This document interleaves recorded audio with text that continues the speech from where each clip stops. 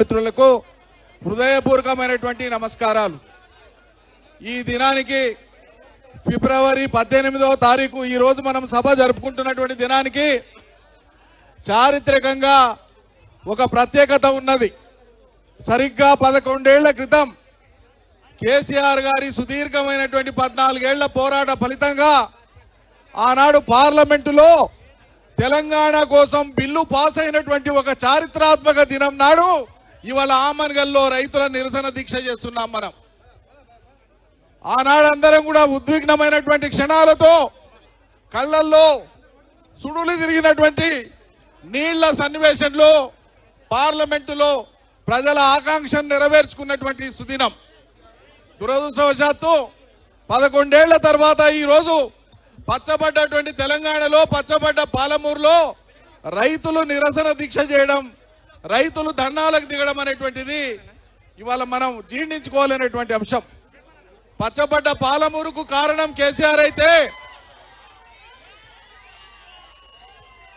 పాలమూరు బిడ్డనని చెప్పుకునేటువంటి ముఖ్యమంత్రి రేవంత్ రెడ్డి 33 సార్లు విదేశాలకు పోనికే టైం ఉంది, 33 సార్లు ఢిల్లీకి పోనికే టైం ఉంది, అనేక సార్లు విదేశాలకు పోనికే టైం ఉంది। కానీ ఈ పాలమూరు ప్రజల కోసం ఉద్దేశించినటువంటి పాలమూరు రంగారెడ్డి ప్రాజెక్టు కేసీఆర్ 90% పూర్తి చేసినటువంటి ఆ ప్రాజెక్టును సందర్శించడానికి కానీ సమీక్షించడానికి కానీ సమయం లేదు।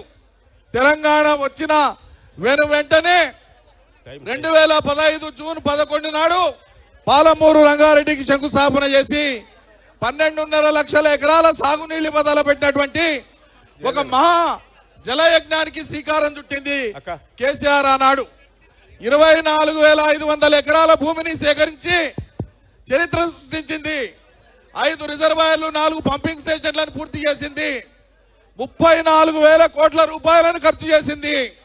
కేవలం 3-4 నెలల పనిచేసి 1,000-1,200 కోట్లు ఖర్చు పెడితే 12.5 లక్షల ఎకరాలకు సాగునీళ్ళు ఇచ్చేటువంటి పాలమూరు రంగారెడ్డి ప్రాజెక్టును పక్కకు పెట్టినటువంటి కేసీఆర్, పక్కకు పెట్టినటువంటి రేవంత్ రెడ్డి సర్కార్ ఈ రోజు ఏ రకంగా రైతులకు మేలు చేసేటువంటి సర్కారు మనం ఒకసారి గమనించాలి।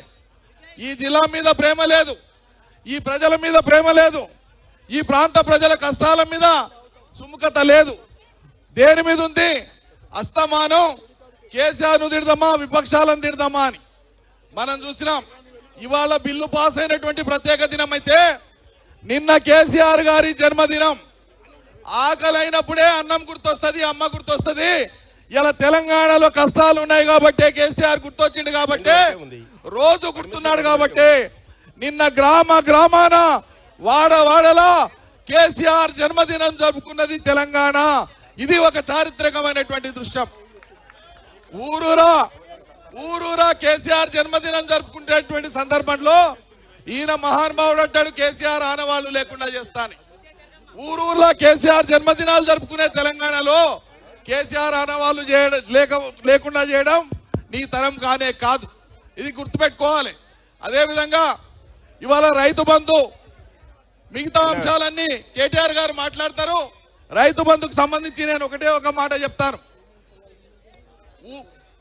కోడిని కోసి ఊరికంతటి కల్పిస్తే ఇంటికో రెక్క వచ్చిందట వెనకడికి ఇవ్వడం, మండలానికి ఒక ఊరికి రైతు బంధు చేస్తున్నా అని చెప్పి ఇలా 3 ఎకరాల లోపు చేసినామని చెప్పి 3 ఎకరాల లోపు కూడా రైతులందరికీ ముట్టలే।